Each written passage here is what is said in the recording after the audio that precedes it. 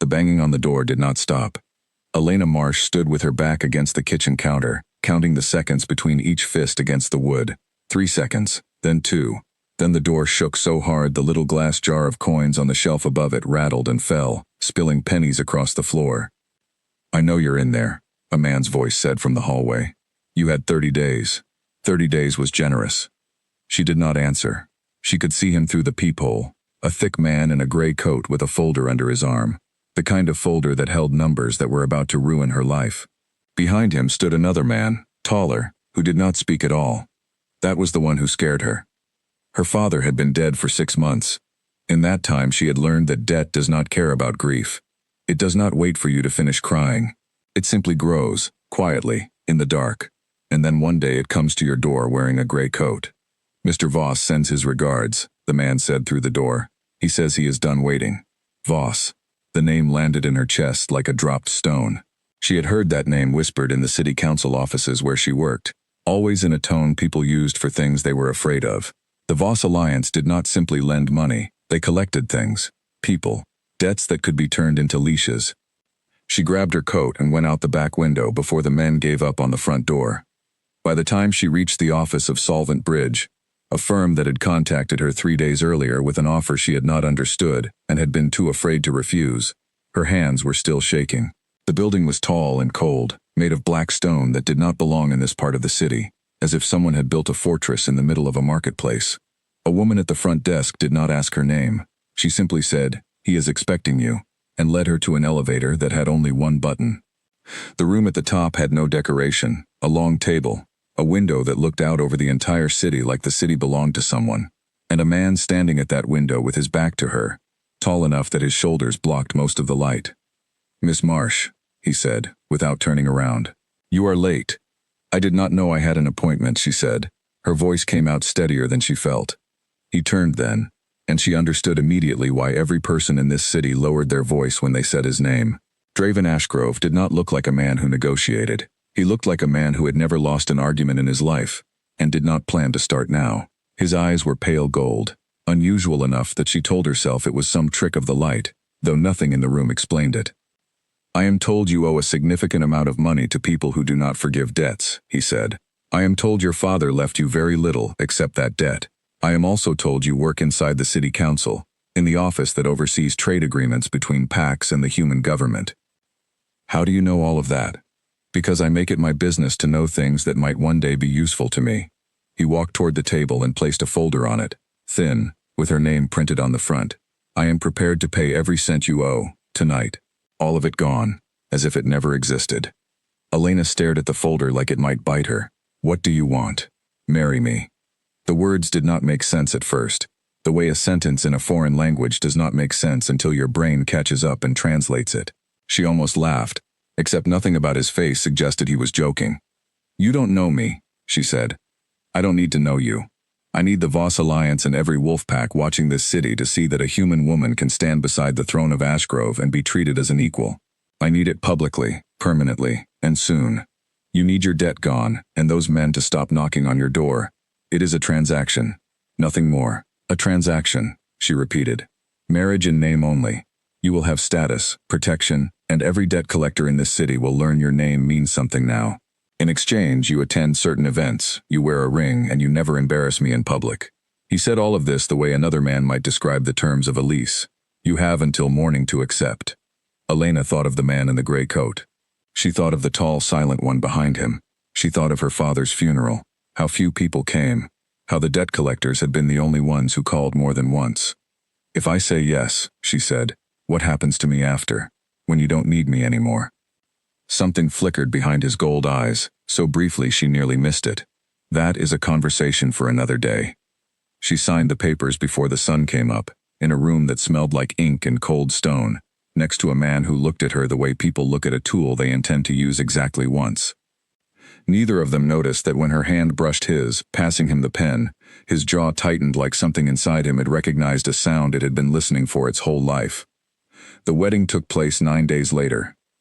There was no time for a dress fitting, no time for flowers chosen with care. Someone from the Ashgrove estate arrived at Elena's apartment with 3 gowns already selected, and she was told to choose one within the hour. She chose the plainest of the 3, pale blue, because it was the only one that did not make her feel like she was being dressed for a stage she had not agreed to perform on. The ceremony was held in the great hall of Ashgrove Manor, a building older than the city itself, with stone walls that seemed to hold the cold in permanently. Wolves filled the room. Elena had never stood among so many of them at once, and though most wore human faces for the occasion, she could feel something underneath their skin, coiled and watching, sizing her up the way a predator studies something that has wandered too close to its den. Draven stood at the front in dark formal clothes, expression unreadable. He did not smile when she walked toward him. He did not smile during the vows, spoken by an old woman with silver hair who kept glancing at Elena like she was a mistake someone had allowed to happen. When it came time to exchange rings, Draven took Elena's hand. The moment his skin touched hers, something happened that was not in any wedding she had ever imagined. A warmth moved up her arm, fast and strange, like a current running the wrong direction through her body. Her breath caught. Across from her, Draven's entire body went still. The kind of stillness a wolf gets right before it decides whether to run or fight. He recovered first. He slid the ring onto her finger like nothing at all had happened, his face a wall with no doors in it. But his hand, she noticed, did not let go of hers as quickly as it should have. "Something wrong?" she whispered, because someone had to say it. "No," he said. "Too fast, too flat. Finish the ceremony." She did. The old woman pronounced them married. The room clapped in the polite, hollow way rooms clap when nobody in it is actually happy. Elena smiled because she had been told to smile, and underneath the smile her mind kept circling back to that current, that warmth, trying to explain it away as nerves, as the cold room, as anything except what it might actually have been. That night she was shown to a wing of the manor far from Draven's rooms, a wing that smelled unused, like nobody had opened its windows in years. A maid unpacked her single suitcase without meeting her eyes. When Elena asked where her husband's rooms were, the maid only said, "Far from here," and left without another word. Elena sat on the edge of an enormous bed in a room that did not feel like hers, in a house full of people who did not want her here, married to a man who had signed a contract instead of a vow, and thought about the way his hand had gone still against hers. A transaction, he had called it, nothing more. She almost believed him. Down the hall, in his own cold room, Draven Ashgrove stood at his window with his hand still burning faintly where hers had touched it, and told himself the same lie, over and over, until it was almost quiet enough to sleep to. It should have been nothing. A human woman, chosen for convenience, married for leverage against the Voss alliance and nothing else. He had built the entire plan on that single fact, that she meant nothing to him beyond her use. But no ordinary marriage made a king's wolf go silent, and still the way his had at the altar.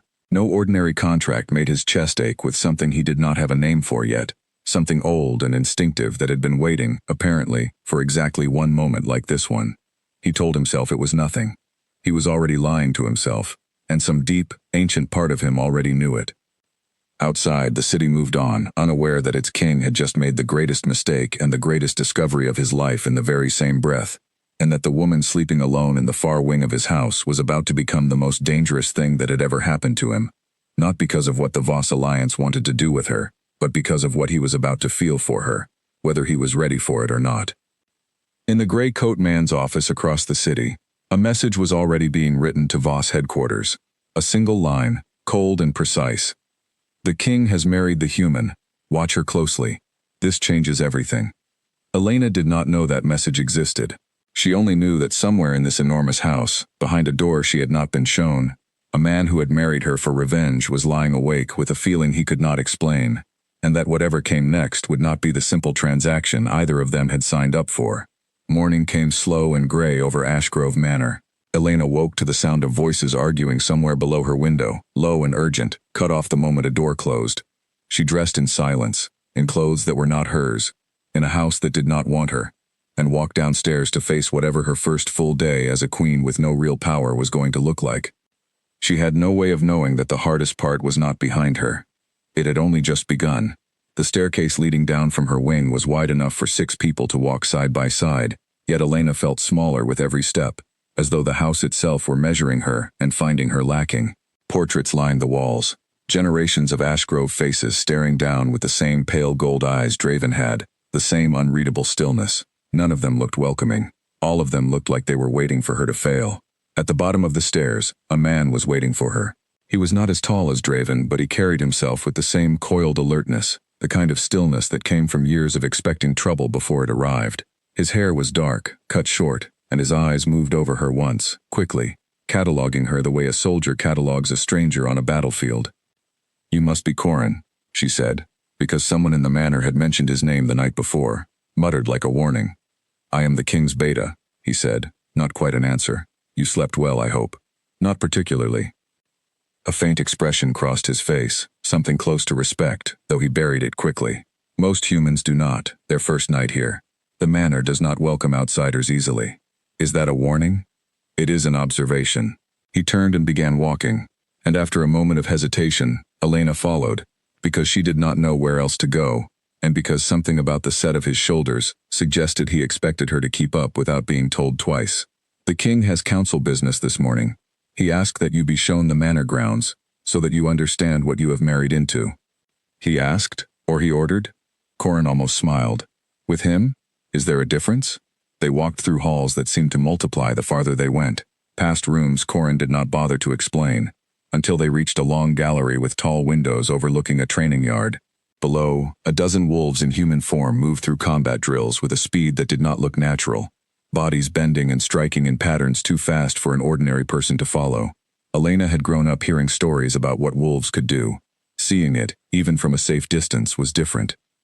"They fight like that every morning?" she asked. "Every morning. A pack that does not train is a pack that does not survive." Corin's gaze drifted toward her, assessing again.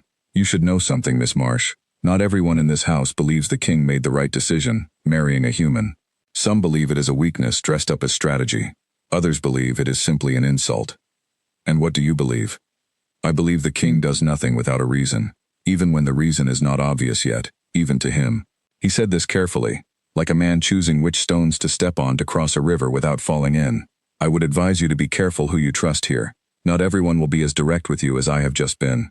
"Is that a threat?" "It is advice. There is a difference, though I understand why you might not be able to tell yet." He gestured toward the far end of the gallery, where a woman with the same pale gold eyes as Draven stood watching the training yard with her arms crossed, her expression carved from the same cold stone as the manor itself. "That is Mira, the king's sister. I would suggest you introduce yourself before she decides to introduce herself to you. It tends to go better that way." Elena studied the woman from a distance, the rigid posture, the way her eyes had already found Elena and fixed there, unblinking, the moment she had entered the gallery. There was no warmth in that stare. There was calculation, the kind that belonged to someone deciding exactly how much of a threat a stranger posed, and whether that threat needed to be handled quietly, or handled in front of witnesses. "She does not look like she wants an introduction," Elena said. "She does not want many things," Corin agreed. "Wanting has very little to do with what happens in this house." He left her there, at the edge of the gallery, to make her own way toward a woman who very clearly did not want her in this family, in this house, in this life that had been built entirely out of politics and cold contracts. Elena squared her shoulders, the same way she had squared them walking into the tower with the black stone walls, the same way she had squared them signing papers that made her a queen with no power and no allies. She had survived worse than one unhappy sister-in-law. She told herself that, and started walking, even though every instinct told her the coldest part of her welcome to this family had not even started yet. Somewhere behind her, in a room she had not been shown, Draven Ashgrove sat at the head of a long table surrounded by pack elders who wanted answers he did not yet have. They asked him why he had chosen a human. They asked him what he intended to do about the whispers already spreading through rival territories. They asked him, more than once, whether he understood what he had done. He gave them the answer he had rehearsed: strategy, leverage, a message to the Voss Alliance that the Ashgrove pack could not be cornered. He did not tell them about the warmth that had moved up his arm during the ceremony, a warmth that had not faded even now, hours later, like a low fire someone had lit inside his chest without asking permission. He did not tell them because he did not have words for it yet, and because some part of him, ancient and instinctive, was already afraid of what those words might turn out to be. He had built an entire plan around the idea that Elena Marsh meant nothing to him beyond her usefulness. He was starting to suspect, quietly, uneasily, that the plan had a flaw in it he had not accounted for, and that the flaw wore a pale blue dress and did not know yet what she had married into. Mira crossed the gallery before Elena could decide how to approach her, closing the distance with the unhurried confidence of someone who has never once worried about losing a confrontation. You are already lost, Mira said, without introduction. I can see it. 3 hallways from your own room and you have no idea how to get back. I'll manage.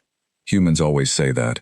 Then they wander into the wrong wing and frighten a guard who has not eaten yet, and someone has to explain, again, why the king brought something so fragile into a house built for wolves. Mira's eyes moved over Elena the way a butcher studies a cut of meat, deciding where the knife should go first. My brother married you for a reason that has nothing to do with you. I want to be sure you understand that before you start believing otherwise. I understand it perfectly, Elena said. I signed the papers myself. Good. Then you will not be surprised when your meals arrive late, or when nobody tells you about pack gatherings until they have already started, or when the staff forget which wing belongs to the queen. Mira's smile did not reach her eyes. Small things. Nothing anyone could ever call cruelty. Just a house that has not yet learned to expect you. You could tell them to stop. I could. Mira turned to leave, already bored with the conversation. I have decided not to. That was the shape of the following weeks. Small things, exactly as Mira had promised, each one deniable on its own, each one another brick in a wall, built to remind Elena that she did not belong. Her breakfast arrived cold twice in 1 week. A servant forgot to inform her about a gathering of pack elders, until the doors were already closed and the meeting half finished, and when she asked to be let in, the guard at the door looked through her like she was made of glass. Her wing of the manor stayed unheated for 3 days before anyone came to fix it, and when they finally did, the repairman apologized in a tone that made it clear the delay had not been an accident. Elena did not complain to Draven. She told herself it was pride. The truth was closer to fear, a small, ugly fear that if she asked him for help and he did nothing, she would finally have proof of exactly how little she meant to him, and she was not ready to hold that proof in her hands yet. Draven noticed anyway. He noticed the cold breakfast trays being carried back to the kitchen untouched. He noticed the meeting Elena had not been told about, because Corin mentioned it to him afterward with the careful neutral tone of a man reporting something he expected his king to be angry about. He noticed, most of all, the particular stillness in Elena's face at dinner, the practiced calm of someone who had learned not to let her expression show what she was feeling because she had decided nobody in this house had earned the right to see it. He said nothing. He told himself that intervening would mean admitting the arrangement had become something more than a transaction, and admitting that felt like pulling a single thread that might unravel the entire careful structure he had built his life around. So he watched, and he stayed silent, and the silence sat in his chest like a stone he had swallowed and could not bring back up. It was Elena, in the end, who decided the wall needed to come down herself, 1 brick at a time, without waiting for anyone's permission.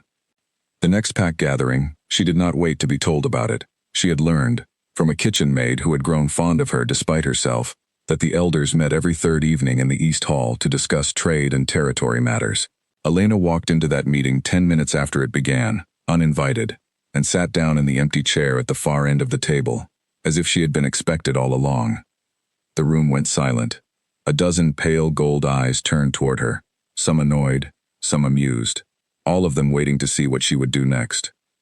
I understand there was a discussion about the Voss border checkpoints, Elena said, before anyone could ask her to leave. I read the treaty documents from the human government side last year, before I left the council office. I know exactly which clauses your negotiators are going to run into trouble with, if that is useful to anyone in this room. Nobody spoke. Then an older wolf, gray at the temples with the kind of authority in his voice that comes from decades of being listened to, said, "Go on then." She did. She laid out the treaty clauses from memory. The loopholes the human government had built into the checkpoint agreements specifically to be difficult, the language that packs like Voss had historically used to stall negotiations for months at a time. She spoke plainly, without apology, without the small nervous habits people use when they expect to be dismissed. By the time she finished, the gray-haired elder was nodding slowly, and even Mira, seated near the head of the table, had stopped looking at her like something to be scraped off a shoe. Draven, seated at the head of the table, said nothing during her explanation, but something in his chest loosened, just slightly, watching her hold a room full of wolves who had wanted her gone from the moment she walked in. After the meeting, in the hallway, Corin fell into step beside her. "That was either very brave or very foolish," he said. "Can it be both?" "Usually it is." He studied her for a moment, the way he had the first morning, cataloging something new.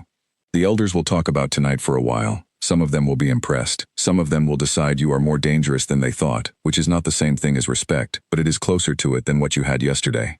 I will take it." "You should know," Corin added, quieter now, That Mira has stopped smiling since you sat down at that table. She does not enjoy being wrong about people. It will make her more careful. It will not make her kinder. Elena nodded, filing that warning away with the others. That night, walking back to her cold, unwanted wing of the manor, she passed the corridor that led toward Draven's rooms, and found him standing there, apparently waiting, though he did not say so directly. "You should have told me," he said, "about the meals, about the meeting you were not informed of. Would you have done anything?" He did not answer immediately, and the silence told her more than any words could have.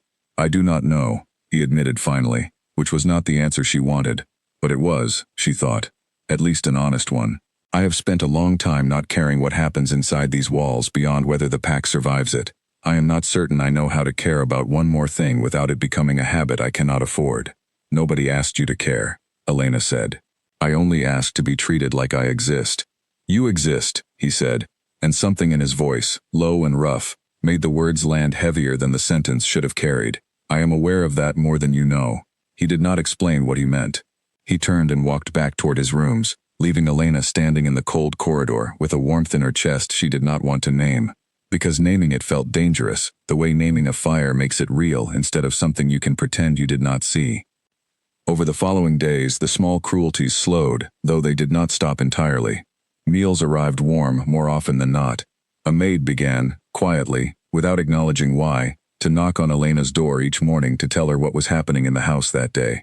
Whether Draven had said something to someone, or whether the pack itself had simply begun to recalculate what Elena was worth after watching her hold her own in that meeting, she could not say for certain. She suspected both were true at once.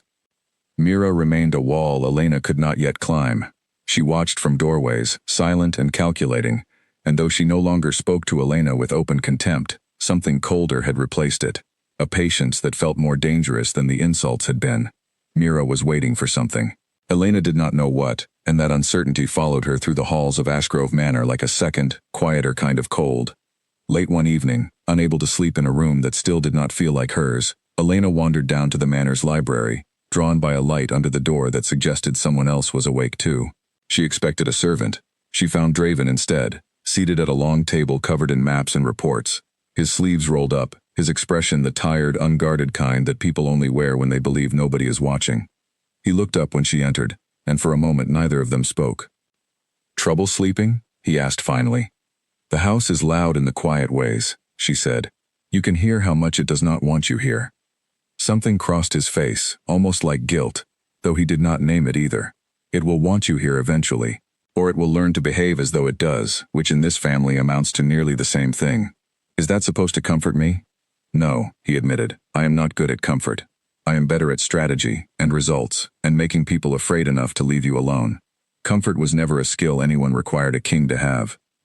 Elena sat down across from him, uninvited, the way she had sat down at the elders' table, because she had decided that asking permission in this house only ever slowed her down. "Maybe you should learn it anyway."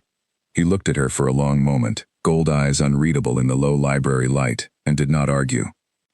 Outside the manor walls, far beyond the reach of that quiet, uncertain warmth building between them, a Voss emissary was already making arrangements to visit Ashgrove territory, carrying instructions that had nothing to do with treaties, and everything to do with testing exactly how much the Alpha King valued the human woman wearing his ring.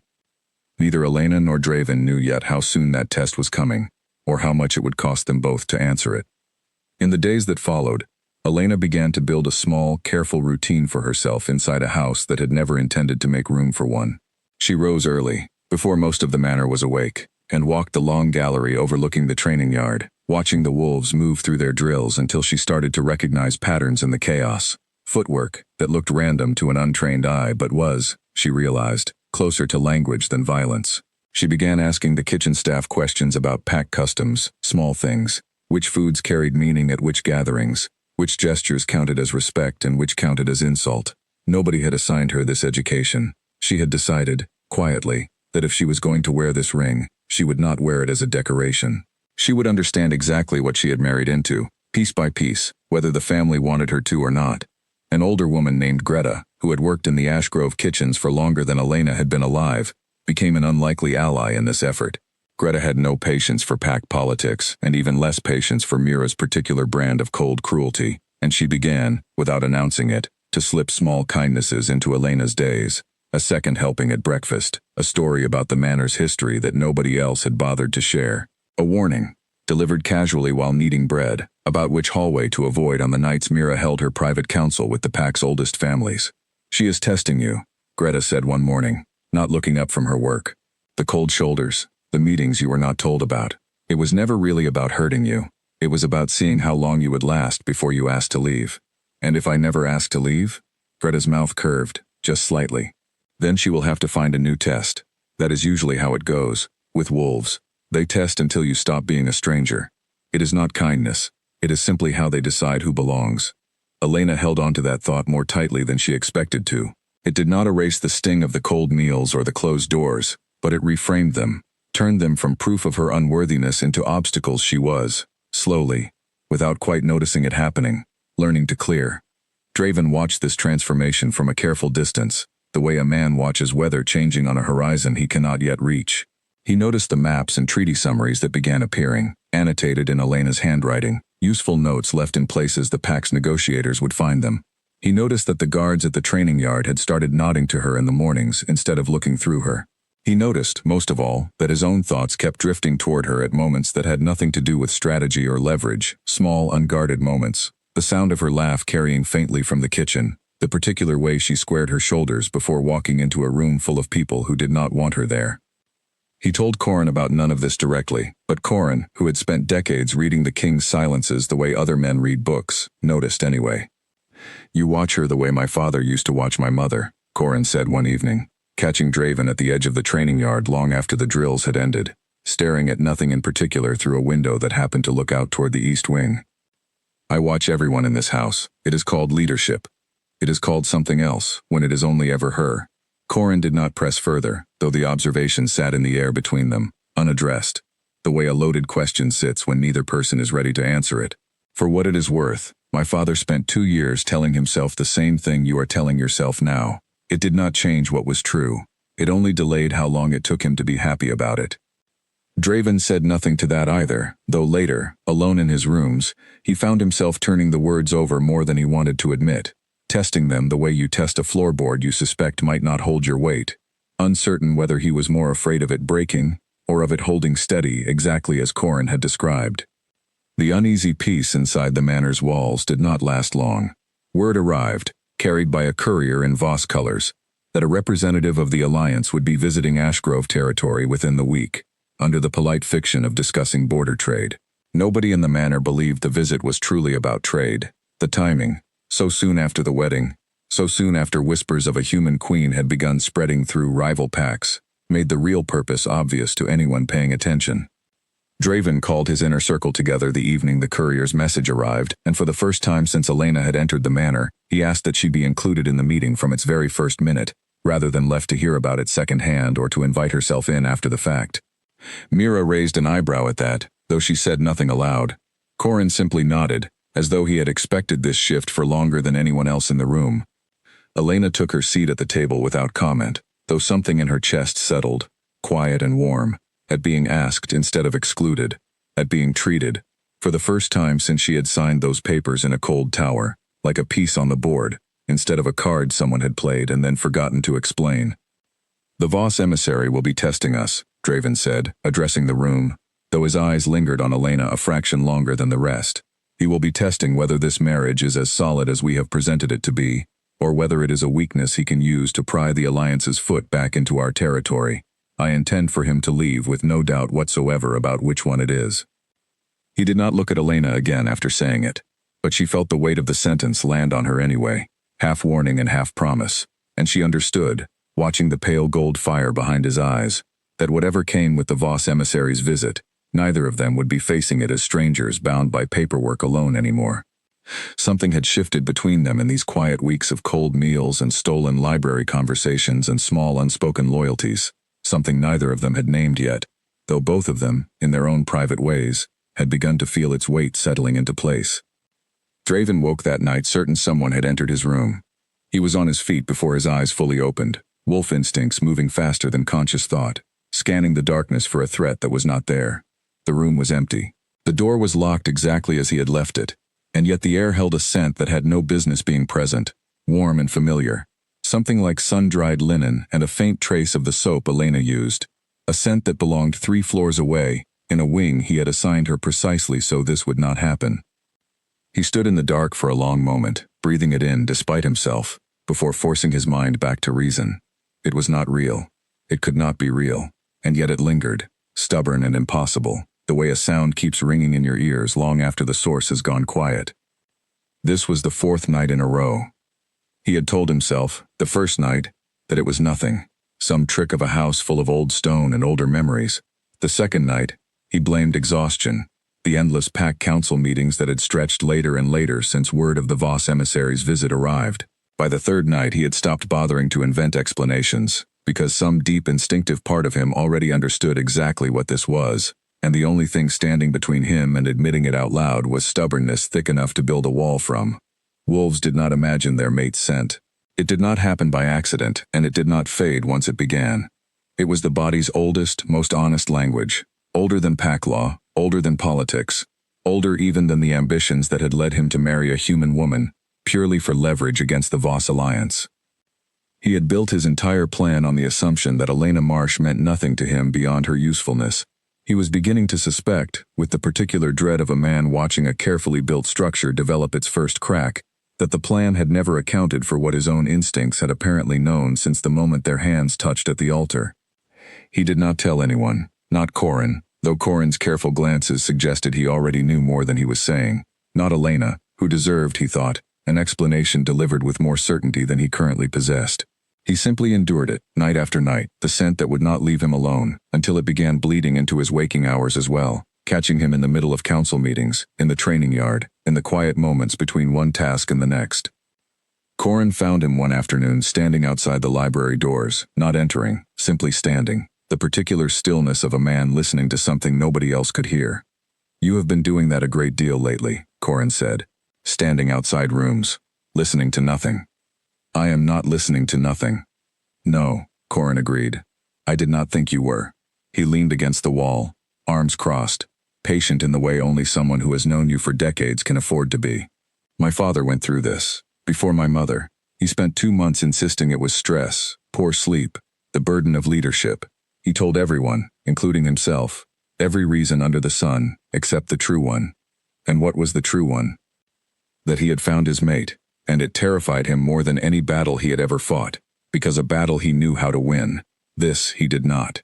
Corin studied him for a long moment. "You have that same look, the one that says you already know the answer, and are simply hoping, very hard, that it changes if you refuse to say it out loud." Draven did not answer. He did not need to. The silence between them said enough, the way silence often does among people who have run out of ways to avoid a truth. "Does she know?" Corin asked finally. "No. Will you tell her?" Draven looked toward the library doors, behind which Elena was undoubtedly bent over some report or treaty document, teaching herself pack law with the same stubborn determination she had used to survive a house that had tried, in every small deniable way, to convince her she did not belong. The thought of telling her landed in his chest like a stone dropped into still water, sending ripples he could not predict the shape of. "Not yet," he said. "There is a Voss emissary arriving in 2 days. If word of a mate bond reaches the Alliance before we understand what it means for us, they will use it as a weapon. I need to know what I am dealing with before I hand anyone else the tools to use it against me." "That is strategy talking," Corin said. "It is not the real reason, and we both know it." He was right, and Draven knew it, though he did not admit it aloud. The real reason had nothing to do with the Voss alliance, and everything to do with a fear so old and unfamiliar he barely recognized its shape, the fear that if he told Elena the truth, and she looked back at him with anything less than the same recognition he felt, it would be worse than never knowing at all. Elena, for her part, had begun noticing things too, though she lacked the vocabulary to name them the way Draven could. She noticed the way his eyes found her across a crowded room, before she had even registered she'd entered it. She noticed the particular stillness that came over him whenever she stood close, a stillness that felt less like indifference and more like restraint, like a man holding something back with considerable effort. She noticed, most strikingly, the evening she cut her hand slicing an apple in the kitchen. A small, careless accident, and Draven appeared in the doorway within seconds, his expression sharp with an alarm that made no sense for so minor an injury, until he saw the cut was shallow and forced his face back into careful neutrality. "You heard that from 3 rooms away?" she asked. watching him retreat as quickly as he had arrived, as though embarrassed by his own reaction. "The house has thin walls," he said, which was, she suspected even then, not remotely true. She filed the moment away with the others, small, strange pieces of a puzzle she did not yet have enough information to complete. Something was happening between them that had nothing to do with contracts or transactions, something that ran beneath the surface of every careful, polite interaction they staged for the benefit of the watching pack, and she found herself, against every instinct that told her to guard her heart around a man who had married her purely for leverage, wanting to understand exactly what that something was. She asked Greta about it once, carefully, phrasing the question as idle curiosity rather than the desperate need it actually was. Do wolves ever behave strangely around people they are not supposed to care about, overreacting to small things, watching too closely? Greta did not look up from the dough she was kneading, though her hands slowed, just slightly. Wolves do not do anything by accident, dear. If a wolf is watching you too closely, it is because some part of him has already decided you are worth watching. The rest of him simply has not caught up yet. Elena did not ask what that meant exactly, though the answer settled into her chest and stayed there, warm and unexamined, waiting for the moment she would need to understand it fully. The night before the emissary's arrival, Elena found herself back in the library, unable to sleep, drawn there by habit as much as by the low light under the door that told her Draven was awake as well. He sat exactly where she usually found him, sleeves rolled up, a stack of reports pushed aside in favor of a single sheet of paper he seemed to be reading over and over without absorbing any of it. "You look like a man preparing for a battle," she said, taking her usual seat across from him without waiting for an invitation. "In a manner of speaking, I am." He set the paper down. "Tomorrow, a representative of the Voss Alliance arrives under the pretense of discussing border trade. He will not be here to discuss trade. He will be here to find weaknesses, and the easiest weakness to find in any political marriage is the marriage itself." "What do you need from me?" The question seemed to catch him off guard, though he covered it quickly. "I need you to sit beside me tomorrow and let the Alliance believe there is nothing between us for them to exploit. No hesitation, no distance. Whatever this is," he gestured vaguely between them, a motion that acknowledged more than his words did. "It needs to look, to anyone watching, like something solid." "And if it isn't just a look?" Elena asked, quieter now, the question slipping out before she had fully decided to ask it. Draven went still in the particular way she had started to recognize, the stillness that came right before he said something careful instead of something true. "Tomorrow is not the day to answer that question. You keep saying that. Tomorrow, not yet. Some other day." She studied him across the table, gold eyes meeting hers without flinching, though something behind them looked, for just a moment, like a man standing at the edge of something he was not sure he was ready to fall into. "I am not asking for a declaration, Draven. I am asking whether I am imagining things that are not there, because if I am, I would rather know now, before I make the mistake of caring about a man who only ever wanted my signature on a contract." The silence that followed stretched long enough that Elena began to regret asking at all. Then Draven reached across the table, not quite touching her, his hand resting close enough that she could feel the warmth radiating from his skin, without either of them closing the final distance. "You are not imagining anything," he said, low and rough, the words costing him something visible in the tightness of his jaw. "But there are things I do not yet understand well enough to explain to you honestly, and I would rather give you silence than give you a lie dressed up as an answer." It was not the declaration she had half hoped for and half feared.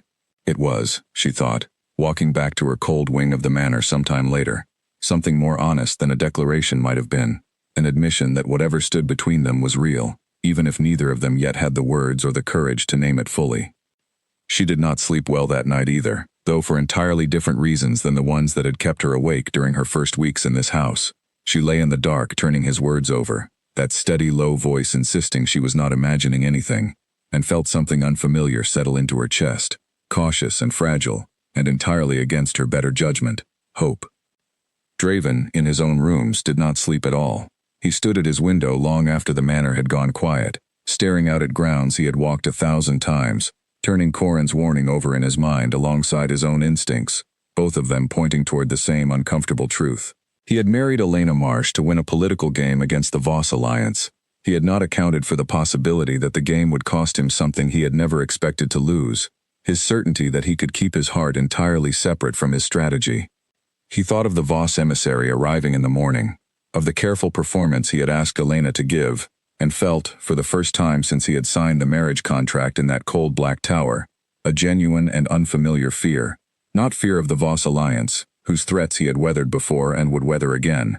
Fear of what it would cost him if the performance he had asked Elena to give turned out, somewhere along the way, to have stopped being a performance at all, at least on his side of the table, and he was forced to keep pretending otherwise in front of people who would use any weakness they found against them both. That moment arrived faster than either of them expected, carried into the manor the following morning on the cold, deliberate confidence of a Voss emissary who had come to test exactly how strong the bond between the Alpha King and his human wife truly was, and exactly how much damage could be done if it turned out to be weaker than the Ashgrove pack wanted the world to believe. The emissary arrived at midday in a black car that moved through the manor gates without slowing, as though the very act of arriving too fast was meant to unsettle whoever watched it approach. His name was Callan, a lean man with sharp cheekbones and a smile that never once reached his eyes, dressed in the deep green colors of the Voss alliance like a uniform he wore with pride rather than obligation. He was shown into the great hall, where Draven waited at the head of a long table with Elena seated beside him, close enough that their shoulders nearly touched, exactly as they had rehearsed the night before. Mira sat to Draven's other side, arms crossed, watching Callan with the flat, patient stare of someone who had encountered 100 men like him, and expected nothing new from this one. "Alpha King," Callan said, offering a bow just shallow enough to be an insult without technically qualifying as one. "And the new queen. The city has spoken of little else for weeks." "I imagine it has," Draven said, his voice carrying the particular flatness he reserved for people he did not trust. "You traveled a long way to discuss border trade, Callan. I assume the Alliance sent its finest negotiator." "The Alliance sent someone curious." Callan's eyes moved to Elena, cataloging her the way Mira once had, though with a colder, more calculating edge. "It is not every day a king marries a human. Some in my territory believe it is a clever strategy. Others believe it is a weakness waiting to be exploited. I confess I came partly to satisfy my own curiosity about which explanation is true." "You may satisfy your curiosity with the border discussion," Draven said. "The rest is not your concern." Callan smiled, unbothered by the rebuke, and turned his attention fully onto Elena, the way a hunter turns toward the weaker animal in a herd. "Tell me, Your Majesty, how does a human woman find herself comfortable in a house full of wolves? It cannot be easy, surrounded by people who could, on a bad night, forget themselves entirely." The threat was subtle enough to be deniable, exactly the kind of comment a man could later claim was innocent curiosity if challenged on it, and Elena understood immediately what he was doing, testing not just the strength of her marriage, but her own nerve, searching for the crack in her composure that would tell him she was afraid, that she did not belong, that the Ashgrove pack's human queen was exactly the weakness the Alliance hoped she was. "I have found the house welcoming enough," Elena said, meeting his gaze without flinching. "Once you learn which wolves are worth listening to and which ones are simply loud, I imagine the same rule applies in your territory." Something flickered behind Callan's eyes. A brief flash of surprise quickly smoothed over. Beside her, Draven's hand found hers under the table, a small motion nobody else could see, warm and steady, and she understood it for what it was. Not performance, not strategy, but something closer to gratitude. The negotiations that followed dragged through the afternoon, border checkpoints and trade quotas discussed in careful, circling language that meant far less than the tension underneath it. Callan pressed on several points that Elena recognized immediately from her time at the city council, clauses designed to stall rather than resolve, and she leaned close to Draven more than once to murmur a correction, a warning, a piece of information the Alliance's negotiator clearly had not expected the human queen to possess. By the time the meeting adjourned, Callan's easy confidence had thinned considerably, replaced by something more careful, more watchful, the expression of a man recalculating a plan that had not survived contact with reality. "You are more useful than I expected," he said to Elena as he prepared to leave, the compliment landing with an edge sharp enough to qualify as a warning instead. "I hope, for your sake, that usefulness continues to be enough to keep you safe in this house. Political marriages have a way of becoming inconvenient once the politics change." "I intend to remain useful for a very long time," Elena said evenly, refusing to let the threat land the way he wanted it to. Callan's smile widened, cold and unreadable, and he left without further comment, his black car pulling away from the manor gates with the same unhurried arrogance it had arrived with. The moment the doors closed behind him, Draven turned to Elena, and something in his composure cracked, just slightly, revealing the tension he had kept carefully hidden throughout the entire meeting.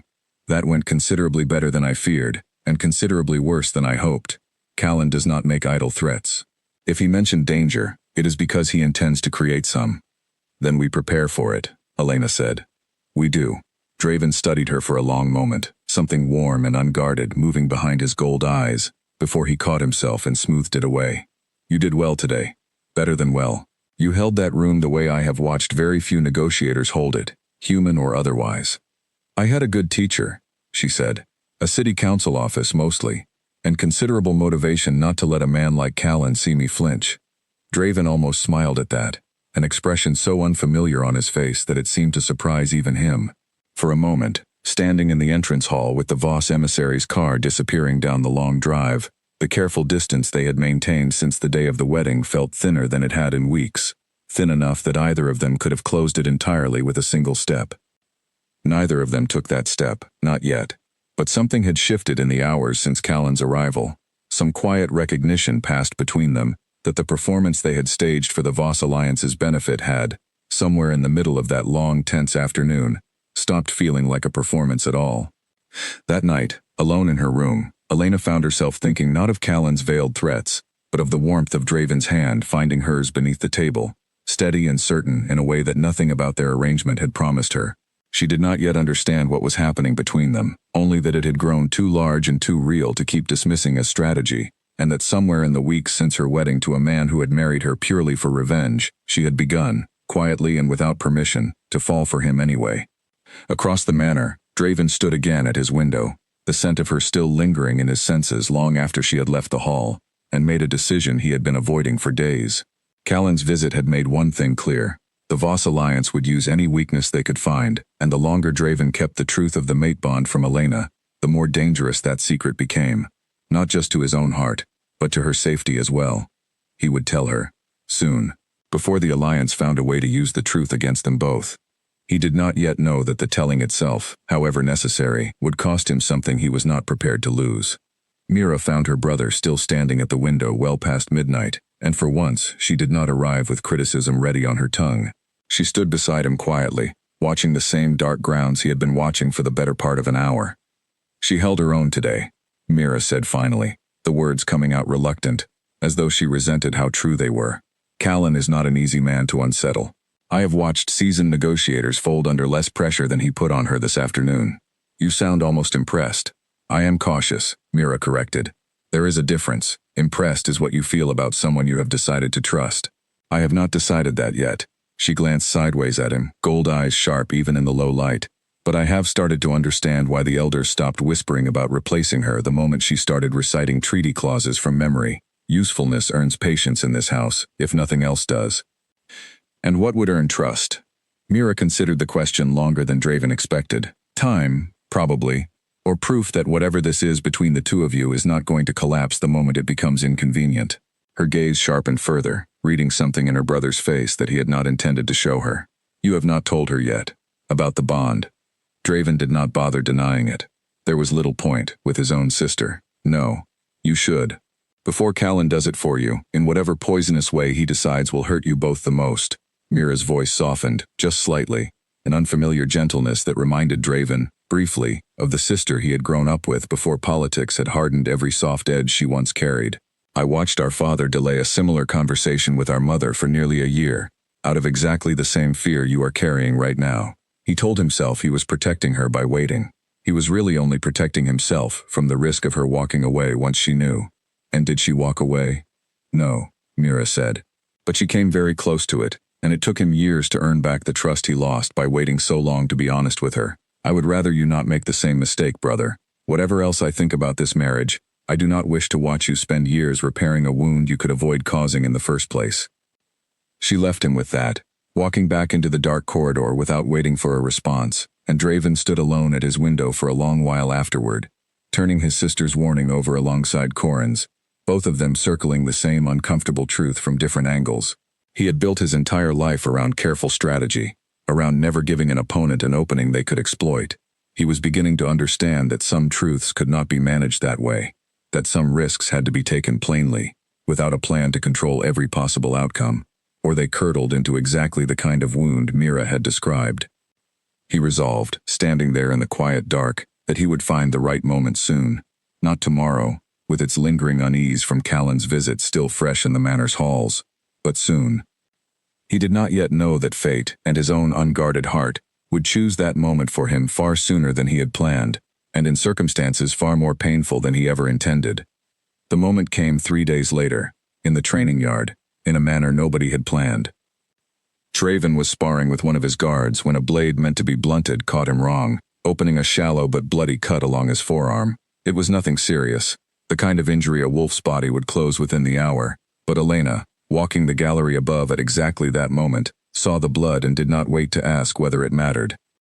She reached him in the yard faster than anyone expected a human to move, kneeling beside him before the guard had even finished apologizing, tearing a strip from her own sleeve to press against the wound with hands that shook only slightly. "It is nothing," Draven said, though he did not pull his arm away from her grip. "It is bleeding. Let me look at it properly." She led him, without waiting for permission, to a bench at the edge of the yard, and began cleaning the cut with a steadiness that surprised them both, given how her pulse had spiked the moment she saw the blood. It was ordinary, this moment. Domestic, almost. The kind of small caretaking that happens between two people who have stopped pretending they do not matter to each other. And it was exactly this ordinariness, this quiet, unguarded closeness, that finally cracked the wall Draven had been building around the truth for weeks. "Elena," he said, his voice low, rough in a way she had not heard before, "there is something I should have told you a long time ago." She looked up from his arm, something in his tone making her chest tighten with a nervousness she could not name yet. "Tell me now. The night we married, when our hands touched during the ceremony." He paused, jaw working, the words clearly costing him more than any negotiation with the Voss alliance ever had. Wolves recognize their fated mate through instinct, through scent, through a connection that does not develop over time the way human affection does. It simply exists, whole and undeniable, from the first true contact. He met her eyes directly, refusing to soften what came next. "You are mine, have been since that night. I have known for weeks and said nothing." The words landed in the quiet yard like a stone dropped into still water, and Elena felt the ripples move through her whole body before her mind had even finished processing what he'd said. "Weeks," she repeated, her voice flat, careful, the tone of someone testing whether a floor beneath them is as solid as it looks. "You have known for weeks." "Yes. And you said nothing, through Callan's visit. Through every meal, every meeting, every night I sat awake wondering whether I was imagining the way you looked at me." Her hands had gone still against his arm, the cloth no longer moving, her focus entirely on his face now instead of his wound. "You let me wonder, alone, whether any of it meant something, while you already knew the answer and decided I did not deserve to know it too. I did not know how to tell you," he said, and the honesty in it did nothing to soften the blow. "I built this entire marriage on the idea that you meant nothing to me beyond your usefulness against the alliance. Admitting the bond meant admitting that plan had failed, that everything I believed about controlling this arrangement was wrong from the very first night." "So you protected your plan," Elena said, standing now, putting distance between them that had nothing to do with the bench, "instead of protecting me. Instead of trusting me with something that belonged to both of us. That is not fair. Isn't it?" Her voice cracked, just slightly, though she did not let it break further. "Every kind word, every time you defended me in front of the elders, every moment I thought meant something between us. I do not know anymore whether any of it was real, or whether it was simply the bond doing what bonds do, and you knowing that the whole time while I thought I was choosing to fall for you." "Elena, do not," she said, stepping back further, her arms crossing tight across her chest as though holding herself together by force. "I need to think, alone, without you standing there explaining a truth you decided I was not ready to hear until it became convenient for you to share it."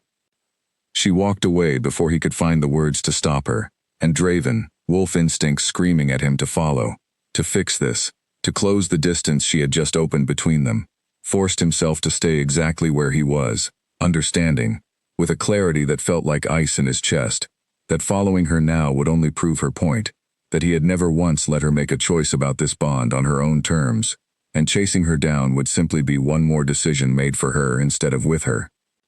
He sat alone on that bench for a long while after she disappeared into the manor, blood drying unattended on his forearm, and felt, for the first time in longer than he could remember, entirely uncertain of what came next. Elena did not cry until she reached her room, and even then, the tears came quiet and controlled, the kind that come from a person who has spent a lifetime learning not to fall apart where anyone might see. She sat on the edge of the bed that had never quite felt like hers, in the wing of the house that had never quite felt like home, and turned every moment of the past weeks over in her mind, searching for the line between what had been real and what had simply been fate doing the choosing for both of them, without asking either one's permission. She thought of Draven's hand finding hers beneath the table during Callan's visit. She thought of the alarm on his face the day she cut her hand in the kitchen, an alarm too large for so small an injury. She thought of every unguarded moment in the library, every quiet admission that had felt, at the time, like two people slowly choosing each other, despite every reason not to. Had any of it been a choice? Or had it all simply been instinct, ancient and undeniable, making the decision for them both while she believed she was falling in love of her own free will? She did not have an answer, not that night, and the not knowing hurt worse than any single piece of the truth Draven had finally told her. By morning, her decision was made. She packed the single suitcase she had arrived with, the same one she had carried into this house on her wedding night, and left Ashgrove Manor before the sun had fully risen, telling no one where she intended to go, needing distance more than she needed answers, at least for now. She did not see Draven watching from an upper window as her car disappeared down the long drive, his expression carved from the same cold stone as the manor walls, though underneath that careful composure, something in him had begun, quietly and irreversibly, to break. The city apartment Elena returned to still smelled faintly of dust and unopened mail, exactly as she had left it the morning Draven's offer changed her life. She dropped her suitcase by the door and stood in the small, familiar space for a long moment, feeling strangely like a stranger in a home she had lived in for years. Her old job at the city council office no longer existed, technically, since her marriage had elevated her far beyond the position she once held. But a former colleague, a kind woman named Priya who had never cared much for politics or titles, agreed to meet her for coffee the following morning, and it was Priya, more than anyone else, who gave Elena the first honest answers she had received since leaving the manor. "You are asking me about mate bonds like I am some kind of expert," Priya said, stirring sugar into her coffee with a small laugh that did not quite reach her eyes. "But I did date a wolf for 2 years before you disappeared into high society, remember? I picked up a few things. Tell me anyway, please." Priya studied her for a moment, reading something in Elena's face that made her set the spoon down and lean forward. "Serious now. A bond is not a leash, if that is what is worrying you. It is recognition. Something ancient in them says, this person, this one, out of everyone in the world, and it happens whether either person wants it to or not. But recognizing someone is not the same as loving them. The bond opens a door. It does not walk anyone through it. That part still has to be a choice, made every day, the same as it would for any two people without a drop of wolf blood between them. Then why does it feel like he never gave me the choice at all? He knew for weeks and said nothing. That, Priya said, sounds less like the bond's fault and more like his." The distinction settled into Elena slowly over the following days, turning over in her mind while she walked the familiar streets of the city, streets that felt smaller now after weeks inside a manor built from old stone and older secrets. She spoke to a few more contacts Priya connected her with, wolves who had lived with the bond for years, decades even, and heard variations of the same truth each time. The bond was not the enemy, it simply was, ancient and undeniable, a fact of biology no different than a heartbeat. What people did with it, how honestly they treated the person on the other end of that recognition, that was where the real choosing happened. Draven had not chosen honesty, not at first. He had chosen strategy, timing, the careful management of a truth he found inconvenient. And that choice, more than the bond itself, was the wound Elena carried back to her apartment each night. And yet, she thought too, of every moment that choice had cost him. The alarm on his face over a small kitchen cut, the stillness in his body at the altar, a reaction he could not have faked even if he had wanted to. The way he had asked for her presence at the council meeting instead of leaving her uninformed, a small shift that had meant more to her than she had admitted to herself at the time. If the bond alone explained his instincts, it did not explain the deliberate, difficult choices he had made in the weeks since. Choices that looked, from a certain angle, like a man slowly, painfully, learning how to let someone matter to him again, after apparently deciding long ago that nothing should. She did not resolve the question fully, not in those first days, but she began, without quite admitting it to herself, missing the manor's cold gallery, and its unheated wing rather less than she expected to, and missing the low light of the library, and the particular quiet of Draven's voice across a table covered in maps, rather more. Back at Ashgrove Manor, the absence of the human queen did not go unnoticed, and not merely by the family. Word spread quickly among the pack elders that the human wife had left. And with her departure came a quiet but noticeable weakening in the political position Draven had built so carefully around their marriage. A trade negotiation that had been progressing smoothly under Elena's careful annotations stalled without her expertise to guide it. A rumor, likely planted deliberately by Voss agents, began circulating that the Ashgrove King's human marriage had already collapsed. Proof, the rumor suggested, that the entire arrangement had been built on nothing sturdier than politics from the start. Corin brought this news to Draven directly, without softening it. The elders are asking questions. Callan's people are asking louder ones. If she does not return soon, the story the Alliance tells about this marriage will become the only story anyone remembers, whether it is true or not. I know, Draven said, and the two simple words carried more weight than Corin had ever heard from him. Then what will you do? Nothing, for now. Draven's jaw was tight, his composure held together by something that looked, to Corin's practiced eye, like considerable effort. She asked for distance. I owe her that much, after everything I failed to give her honestly from the start. If I chase her down now, I only prove I still cannot let her make her own choices without interference. Corin studied him for a long moment, something almost gentle in his expression, despite the gravity of the conversation. There is a difference between giving her space and abandoning the effort entirely. My father waited 2 years for my mother to forgive his silence. He did not spend those 2 years doing nothing. He spent them proving, in small ways, every single day, that he had changed. Distance is not the same as absence, old friend. Do not confuse the two. Draven turned that advice over in the days that followed, and slowly, without any grand gesture, began to act on it. He did not go to Elena's apartment, did not demand she return, did not use his position or his wealth to force a reconciliation on his own timeline. Instead, he sent, through Corin, a single unsigned note containing nothing but the treaty clause corrections Elena had once given the elders from memory, corrected further, updated, useful. A small acknowledgement that her mind and her work still mattered to him even in her absence. He sent, a few days later, a modest sum of money to a shelter Elena had once mentioned in passing, funded anonymously, though Elena, hearing about the donation from a contact who worked there, recognized his handwriting on the enclosed note immediately. He did not ask her to come back. He did not explain himself further, or plead, or use the bond as leverage the way a lesser man might have. He simply, quietly, without asking for credit, began to become the kind of man who deserved to be trusted with the truth she had accused him of withholding, hoping, without any guarantee, that she would notice, and that noticing would matter.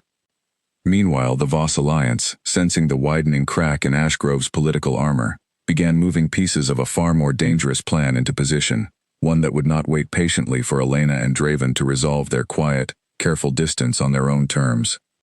Callan had not left the manor satisfied, weeks earlier, and men like Callan did not accept dissatisfaction quietly for long. The van appeared on a street Elena had walked 100 times without incident, 3 blocks from her apartment, on an evening thick with the kind of ordinary fog that makes a city feel smaller than it is. She noticed the man leaning against the lamppost first, too still for someone waiting on a street corner, his eyes tracking her with the same unblinking calculation she remembered from Callan's visit to the manor. She noticed the van's engine running, idling low, exactly the sound a car makes when it is prepared to leave in a hurry. By the time she understood what was happening, 2 more men had emerged from the fog behind her, closing the distance between them with the swift, coordinated movement of people who had rehearsed this exact moment. She ran. Her bag fell from her shoulder, forgotten, keys skittering across wet pavement. A hand closed around her arm before she had covered even half a block, wrenching her sideways with a strength no ordinary human possessed. And the last thing she registered clearly before a cloth pressed over her mouth and nose was the pale green of a signet ring on the hand gripping her, the same colors Callan had worn into the manor weeks earlier. Then the fog and the street and the city dissolved into nothing at all. She woke in a room with no windows, wrists bound to a chair with rope tied by someone who clearly understood exactly how much a body could strain before the bindings gave, which was to say, not nearly enough. The air smelled of damp concrete and old metal. A single bare bulb hung overhead, swinging slightly, though there was no breeze in the room to explain the motion. Callan entered a few minutes later, unhurried, the same cold smile from the manor fixed in place as though he had never once stopped wearing it. "Your Majesty," he said, mock formal, dragging a chair across the concrete to sit facing her. "I did warn you. Political marriages have a way of becoming inconvenient once the politics change. What do you want? Your husband's abdication, or failing that, enough leverage to force one." Callan's tone remained pleasant, almost bored, as though discussing something as ordinary as weather. The Alliance has wanted Ashgrove's territory for a decade. Draven has been too strong, too careful, too well loved by his own people, to remove through ordinary channels. But love, Your Majesty, makes even strong men careless. And you, it turns out, are precisely the kind of leverage a careless man cannot resist trying to save. He will not abdicate for me. We shall see. Callan rose, straightening his jacket with unhurried precision. In the meantime, make yourself comfortable. This may take some time, and I would rather you be alive and unharmed when your husband arrives to make his choice. A damaged bargaining chip is worth considerably less than a healthy one. He left her alone in the concrete room, the bare bulb swinging overhead, and Elena spent the following hours doing the only thing she had left available to her, thinking, carefully, methodically, the way her old council job had trained her to under pressure, searching the rope, the room, the single door, for any advantage at all. She found one an hour later, in the loose knot at her left wrist, tied by someone in a hurry who had underestimated exactly how determined a human woman could be when her life depended on freeing herself. She worked the rope in silence, patient, ignoring the raw skin beneath it, until her hand slipped free. At Ashgrove Manor, word of Elena's disappearance reached Draven within the hour, carried by a frantic call from Priya, who had gone to check on her friend after an unanswered message, and found the apartment door open. Elena's bag abandoned on the pavement 3 blocks away. Draven's reaction was immediate and entirely without the careful control he had maintained through every other crisis of his reign.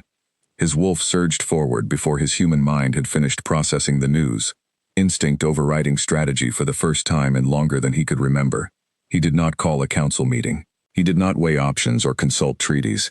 He simply moved, gathering Corin and a dozen of his fastest wolves within minutes, following a trail his own senses located with a certainty that defied explanation. A scent he had spent weeks trying to convince himself meant nothing, now the only thread connecting him to the only thing in the world that mattered. You can track her, Corin said, watching Draven's expression as they moved through the fog-choked streets. Because of the bond. I could track her blindfolded across a continent right now, Draven said, and there was no strategy left in his voice at all, only the raw, unguarded truth of a man who had finally stopped pretending his heart was separate from his instincts. I should have told her everything the moment I understood it. I should never have let her leave believing there was any question left about how much she matters to me. The trail led to an abandoned warehouse district near the old shipping docks, exactly the kind of forgotten territory the Voss Alliance favored for operations they did not want traced back to their official holdings. Draven's wolves moved through the fog in near silence, and it was Draven himself, moving faster than the rest, who reached the concrete room first, tearing the door from its hinges with a strength that came from something far older and more furious than mere physical power. Elena had freed both hands by then and was working at the rope around her ankles when the door gave way, and for one suspended moment, neither of them moved, the sight of each other landing harder than either had expected after weeks of careful distance and unresolved hurt. You came, she said, voice unsteady, though not from fear. I would have torn this city apart stone by stone to find you, Draven said, crossing the room in 3 strides to kneel beside her, hands trembling, for the first time in his life, as he worked the last of the rope free. I am sorry, for all of it, for the silence, for the weeks I let you wonder, for every moment I chose my own fear over your right to the truth. I am not sorry for the bond. I could never be sorry for that, but I am sorry, more than I know how to say, for how long I made you carry it alone. Before Elena could answer, Callan appeared in the doorway behind them, flanked by 4 of his own men, his earlier calm replaced by the sharp, cornered look of a plan unraveling faster than he had accounted for. This changes nothing, Callan said, though his voice carried less certainty than his words claimed. You are still outnumbered in this room, Alpha King, whatever your wolf's temper wants to believe. Draven rose slowly, placing himself between Elena and the door, and when he spoke, his voice carried an authority that needed no further wolves to back it, an authority built from centuries of Ashgrove blood, and, now, something even older and more dangerous. The fury of a mate, protecting what belonged to him. You should not have touched her, he said, and the words were quiet, almost gentle, which made them somehow more frightening than a shout would have been.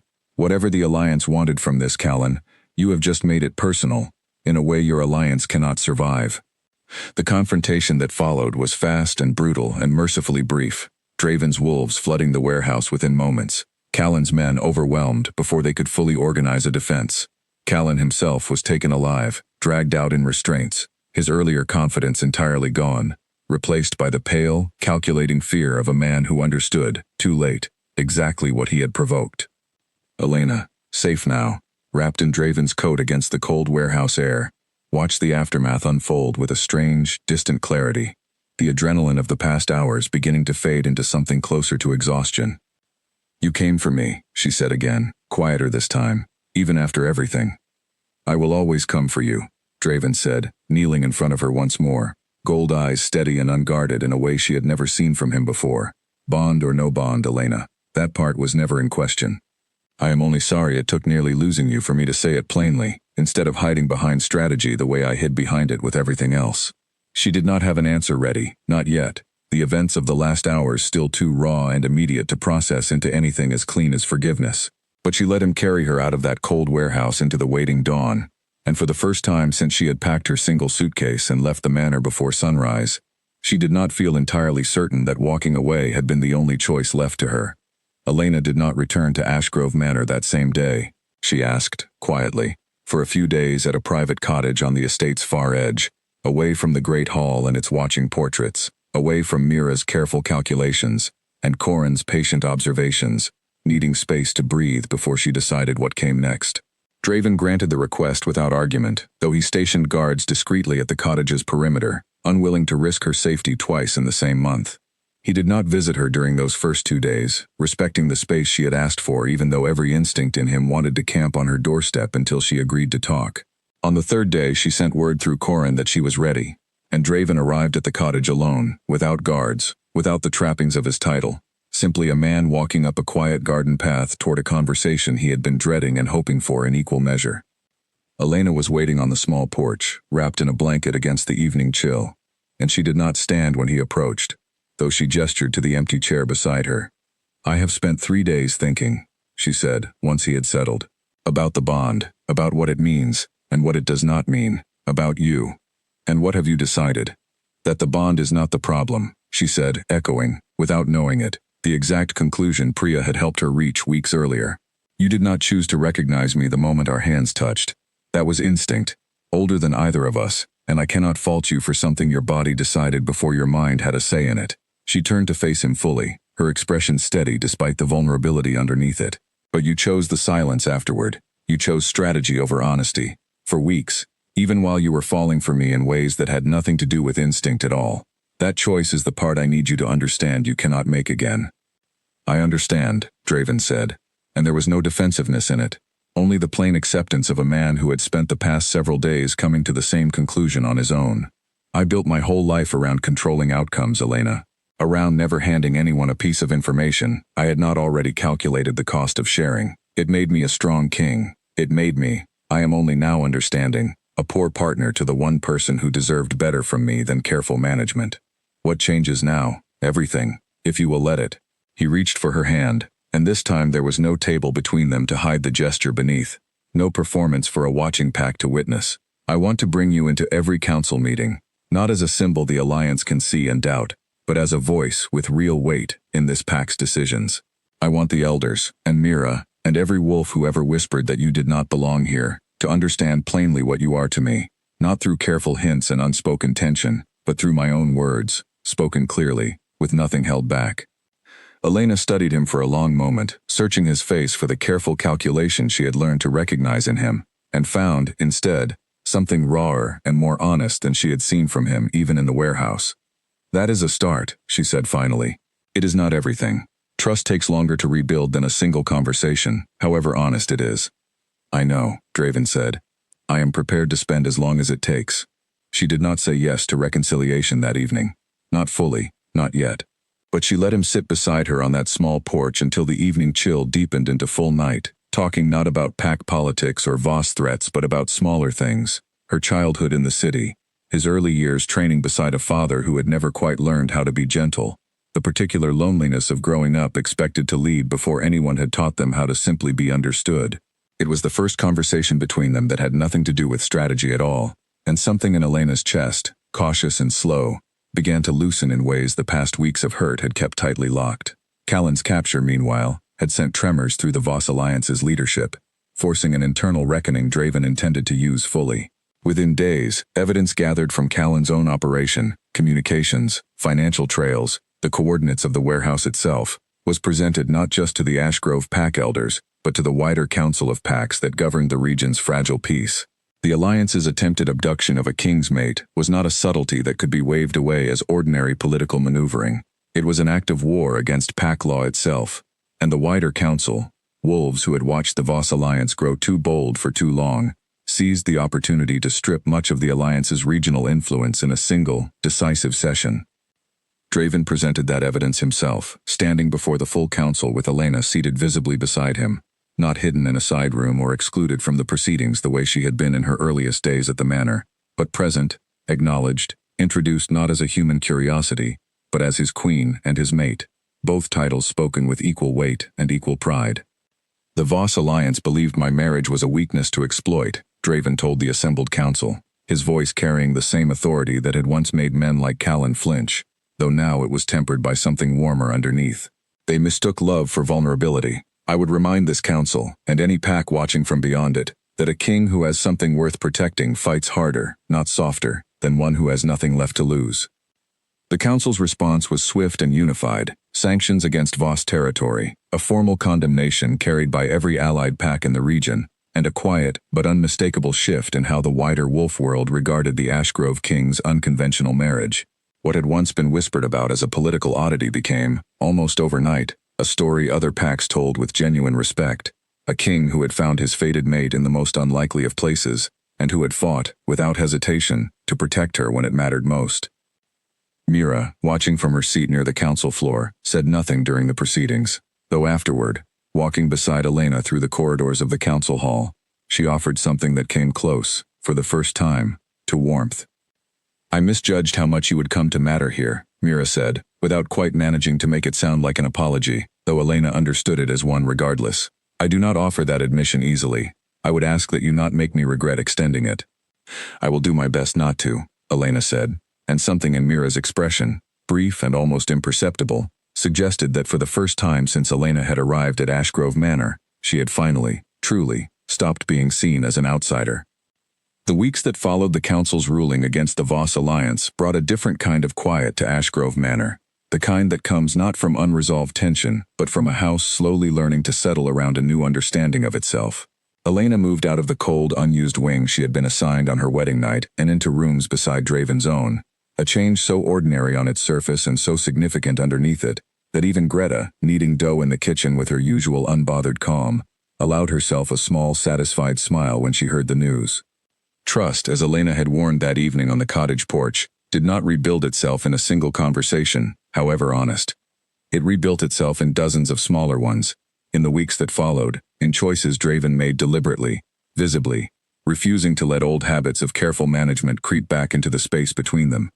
He brought her fully into pack council, exactly as he had promised, and Elena's voice carried real weight in decisions that reshaped the Ashgrove pack's approach to trade, to border security, to the slow, careful work of extending an olive branch to human governments that had spent generations regarding wolf packs with suspicion. Her time in the city council office, once merely a job she had taken to pay bills after her father's death, became one of the pack's most valuable assets, and elders who had once looked at her with open contempt began, slowly, to seek her counsel directly rather than filtering every request through Draven first. He told her things, too, that had nothing to do with pack business, things he had spent a lifetime keeping carefully locked away, even from himself. He told her about his own mother, gone before he was old enough to remember her voice clearly, and about a father who had ruled through fear, because he had never learned another way, and about the particular loneliness of becoming Alpha King young enough that grief and duty had tangled together, until he could no longer tell where one ended and the other began. Elena listened without trying to fix any of it, understanding, better than most, what it meant to carry weight alone, because nobody had ever taught you it was safe to set it down. "I used to think love was a weakness kings could not afford," Draven told her one evening, the two of them seated in the library that had become, without either of them planning it, the place where their most honest conversations happened. "Callan believed that too. He thought marrying you would be the crack in my armor the Alliance could pry open. He was not entirely wrong that loving you changed me. He was simply wrong about what that change would cost me." "What did it cost you?" Elena asked. "The illusion that I could rule this pack, or live this life, entirely alone," Draven said. I do not think that is a weakness, Elena. I have come to believe it may be the strongest thing I have ever allowed myself to feel. Elena reached for his hand then, the same gesture he had offered her beneath the table during Callan's visit weeks earlier. Except now there was no audience to perform for, no strategy to protect, only two people who had chosen, deliberately and repeatedly, to keep choosing each other despite every reason fate and politics had handed them not to. I forgive you, she said quietly, the words she had been circling for weeks finally settling into place, tested and certain rather than rushed. Not because the bond makes it easy, because you have spent every day since that warehouse proving you understand exactly what you owed me, and because I have watched you choose honesty, even when it costs you something. That is what I needed to see, not a single apology, a pattern. Draven brought her hand to his lips, gold eyes steady on hers, and something in the library's low light settled between them that felt, for the first time since the wedding neither of them had truly wanted, entirely uncomplicated. The pack, too, had begun to change around them. The training yard, once a place Elena watched only from the safe distance of the gallery above, became somewhere she visited often enough that the younger wolves stopped startling at her presence and started, cautiously, teaching her small pieces of pack tradition, footwork, the proper way to greet an elder, the meaning behind gestures she had spent months learning to recognize on her own. Mira, though still careful with her trust, began seeking Elena out deliberately, rather than merely tolerating her presence, the two of them developing an uneasy but genuine respect that neither of them would have predicted in those first cold weeks. Corin, watching all of this unfold with the quiet satisfaction of a man who had waited patiently for his king to catch up to what his own instincts had known from the very first night, found Draven alone in the training yard one morning and allowed himself, finally, a small triumphant smile. You look considerably less like a man avoiding rooms and listening to nothing, Corin observed. I have stopped avoiding, mostly, Draven admitted. It turns out the thing I was afraid of was never the bond itself. It was admitting how much I needed someone else to matter more to me than my own careful control. A lesson my father took 2 years to learn, Corin said. You managed it in considerably less time, even accounting for the warehouse. I had considerable motivation, Draven said, and for the first time in longer than Corin could remember, the king laughed, genuine and unguarded, a sound that seemed to surprise even Draven himself. News of the changed Ashgrove court spread beyond the pack's own borders in the following weeks, carried by allied packs who had watched the council proceedings against Voss with real interest, and by human officials in the city government who found themselves, for the first time, dealing with a pack leadership that seemed genuinely interested in partnership rather than mere tolerance.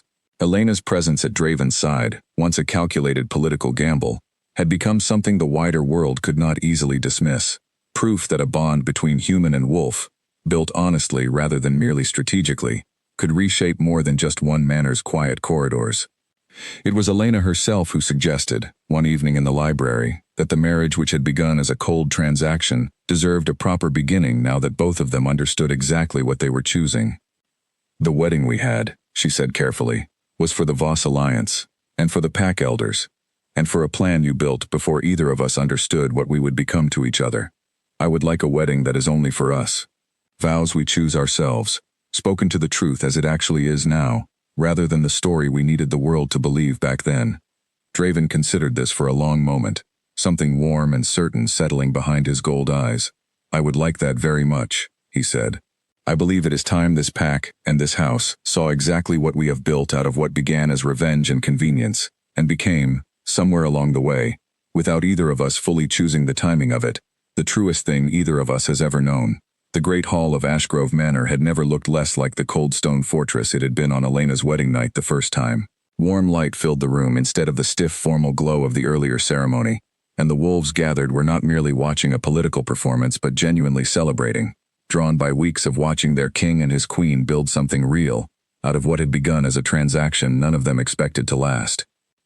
Elena wore a dress she had chosen herself this time, without anyone selecting 3 options for her to pick from within the hour. Deep blue, rather than the pale color she had worn before, a shade that felt like her own choice, rather than a costume assigned to her.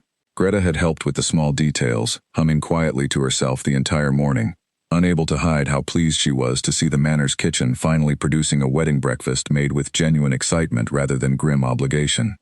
Mira stood near the front of the gathered wolves, close enough to the ceremony that her presence there, chosen rather than obligated, spoke louder than any words she might have offered. Corin stood beside Draven as his oldest friend rather than merely his beta, an easy, satisfied set to his shoulders that suggested he had been waiting a long time to see this particular outcome unfold. When Elena walked toward Draven this time, there was no unreadable stillness in his expression, no careful mask hiding whatever he actually felt. He watched her the entire length of the hall with an openness that made several of the older wolves exchange quiet, knowing glances, the unmistakable look of a king who had stopped pretending, even to himself, that this marriage was anything less than the center of his entire world.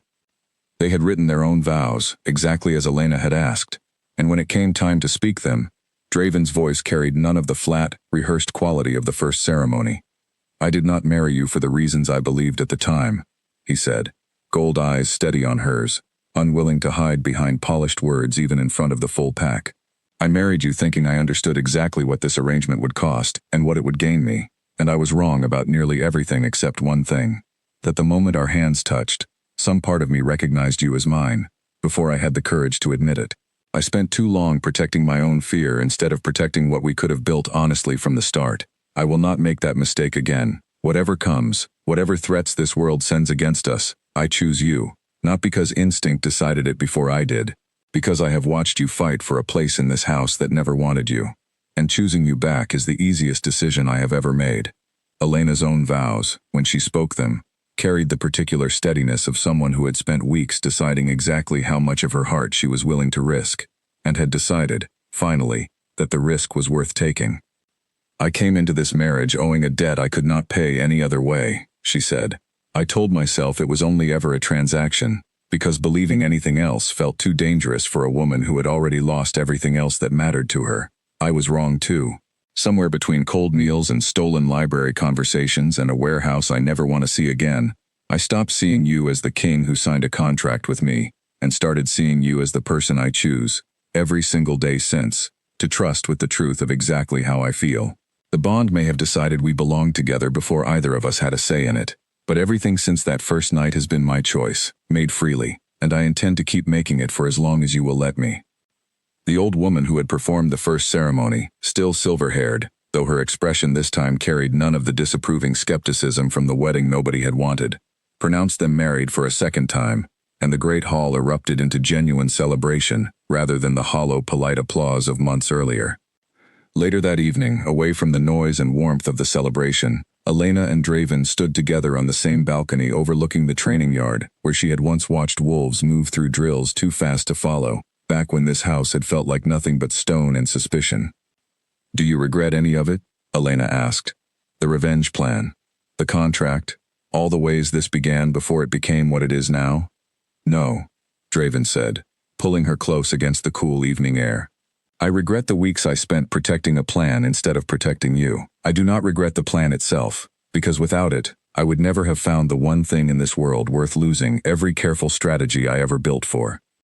Elena rested her head against his shoulder, watching the manor grounds settle into quiet, beneath a sky full of stars neither of them had noticed the first time they stood in this house together, strangers bound by paperwork and revenge, rather than the truth they had finally, fully, chosen for themselves. Somewhere beyond the manor walls, the Voss Alliance licked its wounds and reconsidered its next move, and the wider council of Pax watched the Ashgrove throne with new respect rather than old suspicion. But inside those walls, none of that mattered nearly as much as the quiet certainty settling between a king who had learned, finally, that strength and love were never opposites, and a queen who had walked into a cold contract and walked out, in the end, having built a home. The revenge plan that started it all had become, somewhere along the way, nothing more than the strange, unlikely door two people had walked through to find each other, and neither of them, standing together on that balcony with the whole quiet night ahead of them, could imagine wanting it to have happened any other way.